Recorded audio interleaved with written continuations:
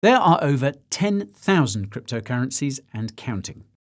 Like the 99% of species that have gone extinct on the planet since life began, most cryptocurrencies will be evolutionary dead ends that eventually go to zero. In other words, shitcoins. Now today I'm going to tell you about the common characteristics of crappy cryptocurrencies so you can make sure that your crypto portfolio survives and thrives.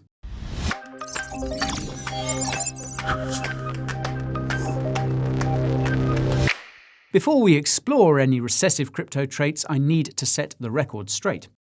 If you see anyone saying I'm a financial advisor, that's bait. All I do is entertain and educate. Contact a financial advisor if you want to increase your wallet weight. If this is the first time stopping by, my name is Guy and crypto is my reason why. The Coin Bureau is packed with enough quality crypto content to reach the sky. Coins, tokens, news, reviews, if it's related to crypto, you'll find it in this corner of the tube. If this sounds as good as brew, subscribe to the channel and ping that notification bell to make sure my next video finds its way to you. Time is always in short supply, which is why I've left timestamps below that you can use to skip ahead to any interesting sections you find. Just know that sticking around until the end is wise. I think you get the point, so now let me tell you how to spot a shitcoin.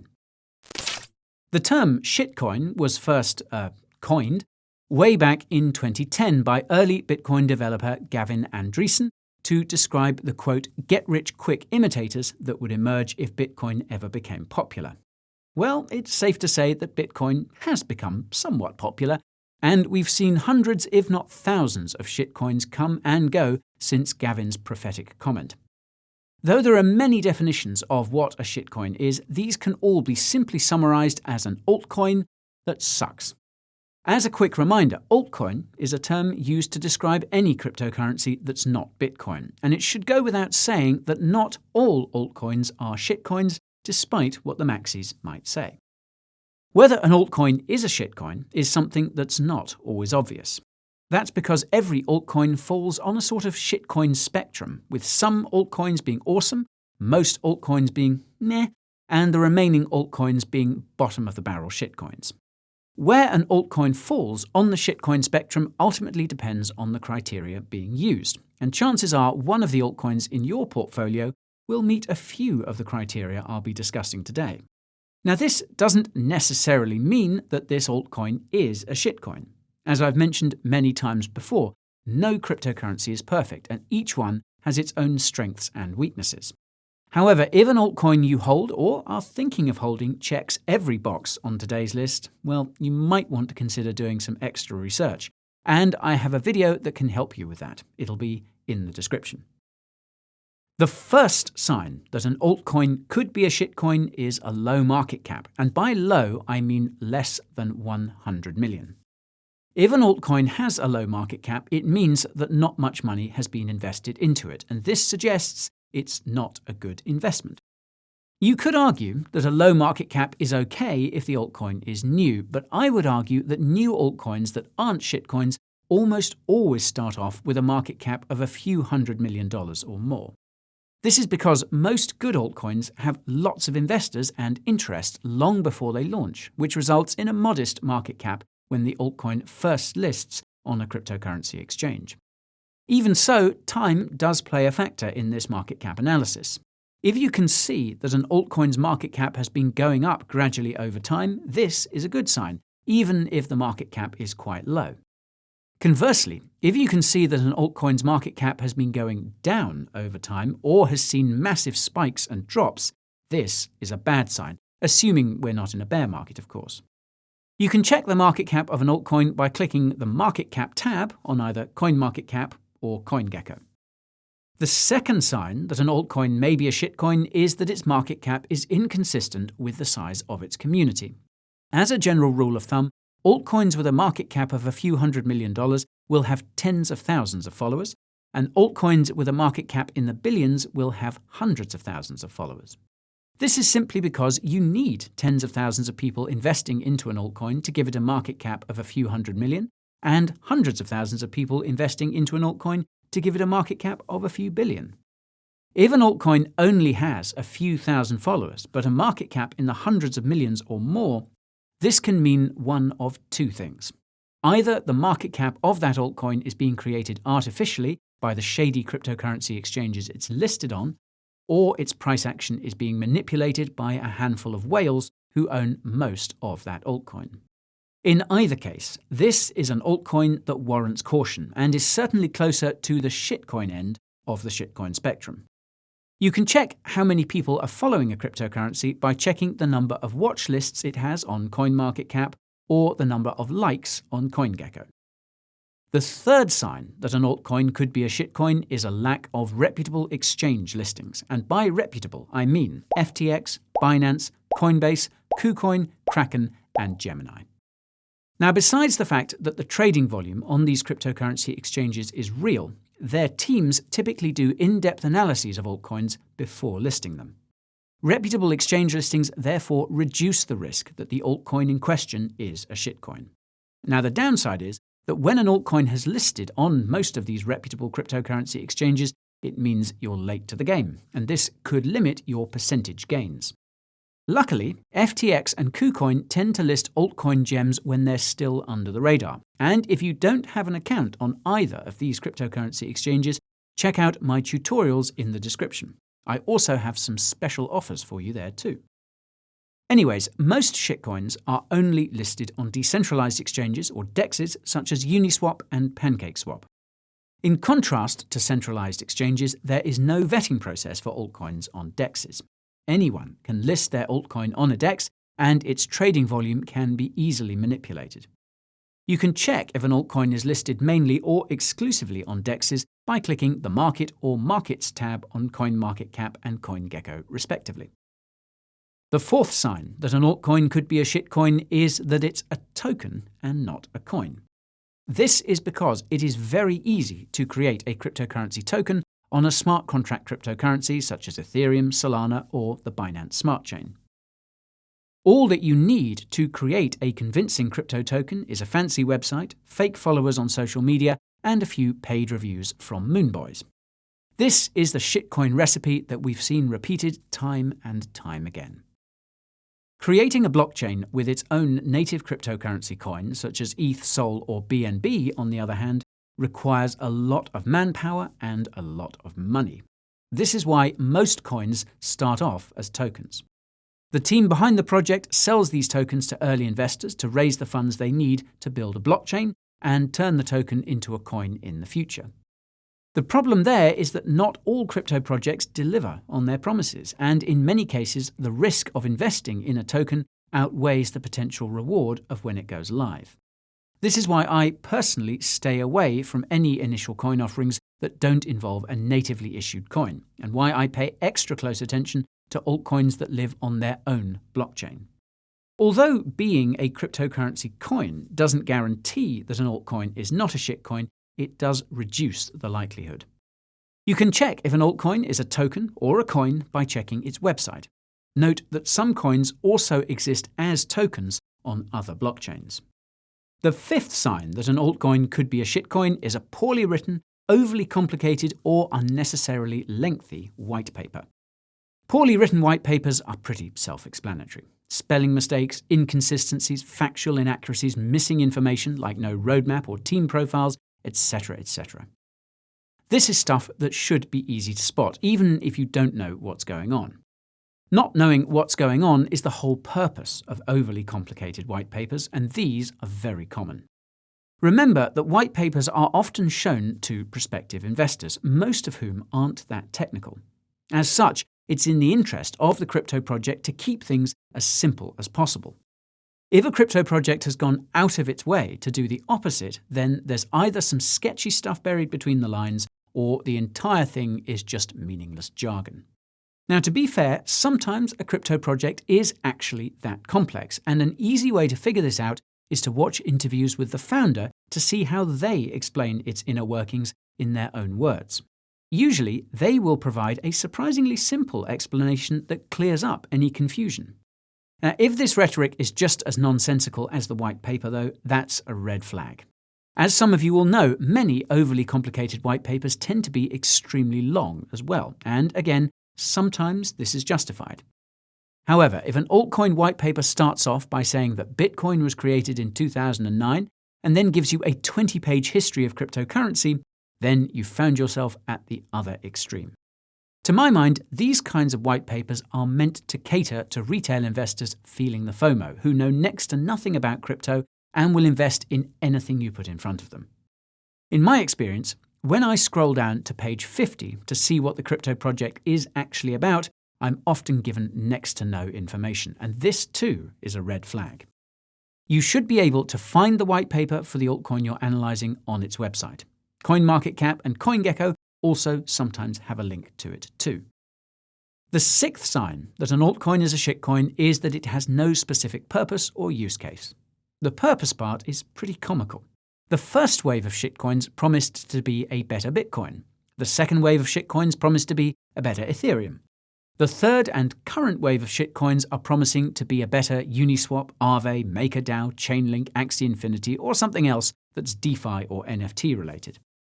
If an altcoin is promising to do the same thing as another altcoin but better, it better have concrete evidence to back up that claim. Spoiler alert, more often than not, there is none.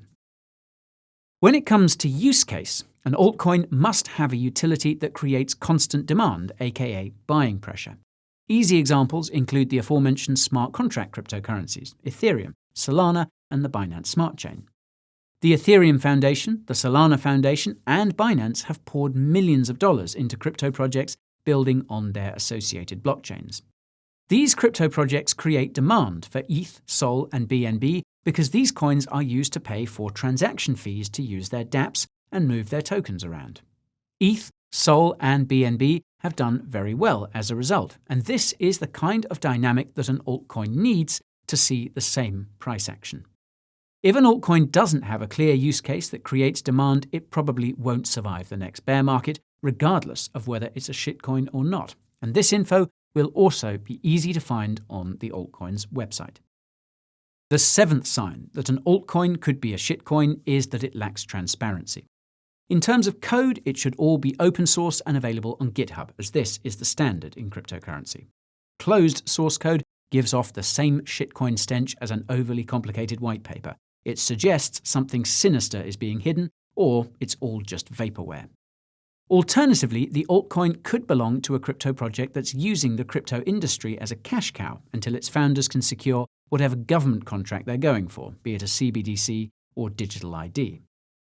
In terms of tokenomics, initial coin or token distribution and vesting should be detailed, along with the admin keys of the token smart contracts, if any. More importantly, current coin or token distribution should be easily verifiable on a blockchain explorer, and all wallet addresses belonging to the team should be clearly labeled. This is insanely important because if it turns out that most of a coin or token supply is being held by the team and they could sell at any time, they could easily crash the price. In terms of documentation, all information related to staking, validators, delegators, block size, block time, blockchain size, blockchain storage, and transaction speeds should be easily accessible. More importantly, there should be TPS scores for each transaction type, especially regular transaction speeds and smart contract transaction speeds. I'm not going to name any names, but there are a lot of crypto projects out there that claim to process thousands of transactions per second when this is only true for basic transactions. If an altcoin is lacking transparency in these three departments, it's a shitcoin to me, especially if its tokenomics are in the toilet. And if you have no idea where to start when it comes to tokenomics, my video linked to in the top right could help. Feel free to come back and watch it later. The eighth sign that an altcoin could be a shitcoin is excessive marketing and a cult following. I'll start by saying that what counts as cult also falls on a spectrum, and I'll reiterate that a cult following alone doesn't make an altcoin a shitcoin. That said, quality altcoins don't need much marketing, and they certainly don't need a mob to sing their praises wherever they go. A common saying in cryptocurrency is that if you build it, they will come, and the altcoins belonging to crypto projects that have taken this approach have done very well with minimal marketing. Compare this to the altcoins that have built their legacies using nothing but marketing. Some of these have certainly performed well, but most were eventually exposed to be emperors with no clothes. As far as cult followings go, there are, of course, no shortage of these in crypto. This is primarily because some people put their life savings into certain altcoins, along with hundreds, if not thousands, of hours of their time. This obviously makes them pretty dedicated to those cryptocurrencies. However, some crypto cult followings are funded by the crypto projects they promote. Again, I won't name any names, mostly because I haven't been able to personally verify any claims of these paid shitcoin shills. I do know these crypto projects exist though, and the dead giveaway is the relentless harassment that occurs when a valid concern based on concrete evidence that comes from the altcoin's website is voiced. Make no mistake, altcoins with these kinds of cult followings exist on the cutting edge of the shitcoin end of the shitcoin spectrum, and some of them are nothing short of Ponzi schemes.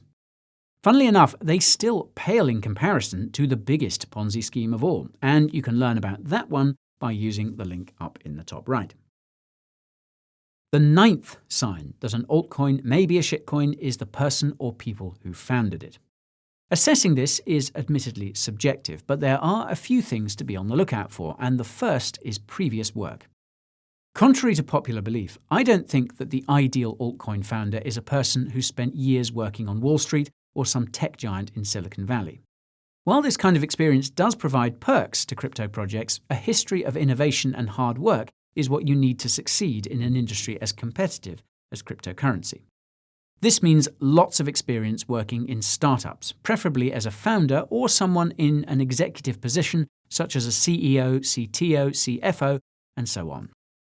If you can't find the work experience of a crypto project's founder on LinkedIn, then that's a very bad sign. And the only thing worse is a bad vibe. I've come across many altcoins that I knew were shitcoins before I even went through their documentation, simply because of the founder's attitude or facial expressions. It's easy to tell when a founder is just in it for the money, and it's even easier to tell when they're hiding something, especially if the interviewer is asking critical questions. That's because the answer is always political, meaning they don't address the question and dance around it in a way that infuriates anyone with half a brain. To me, the most important thing is that the founder of an altcoin is motivated by more than money and has a clear vision for what they want their crypto project to become. It's what made Bitcoin so successful after all.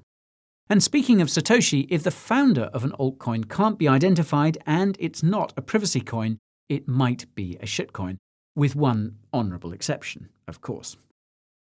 The 10th sign that an altcoin may be a shitcoin is when its entire existence is based on a popular brand, slogan, or other cultural phenomenon that has absolutely nothing to do with cryptocurrency.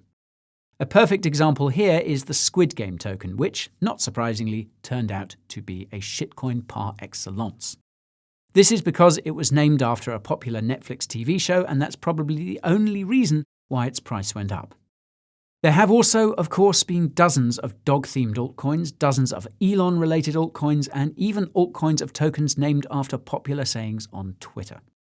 Unless this kind of altcoin is directly related to the brand it had named itself after, you're looking at the very shittiest of shitcoins. Now, if you missed out on the Squid Game token saga, you can keep up with the hottest crypto news by watching my weekly crypto review, and you can find the latest episode up there in the top right. And that's it for my shitcoin checklist. So, how did your favourite altcoins score? Let me know by dropping a comment down below. Hit that like button if this video helped you, and be sure to subscribe to the channel and ping that notification bell too. If you're bored, there are plenty of crypto-related things you can do. You can check out Coin Bureau clips to get a glimpse behind the scenes, or you can follow me on Twitter, TikTok, and Instagram for hot takes and dank memes. Telegram is where you can find daily updates that will keep you up to speed, and my weekly newsletter has all the tools, tips, and tricks you need. If you're looking for a cool Christmas gift, my new Christmas merch is the shit. You can find it on the Coin Bureau merch store, and I suggest ordering soon because of all those supply chain issues. So, you can find my merch, newsletter, Telegram, and socials in the description. Thank you so much for watching, folks. It's been a blast, and it's not the last. I'll see you all very soon. Thanks.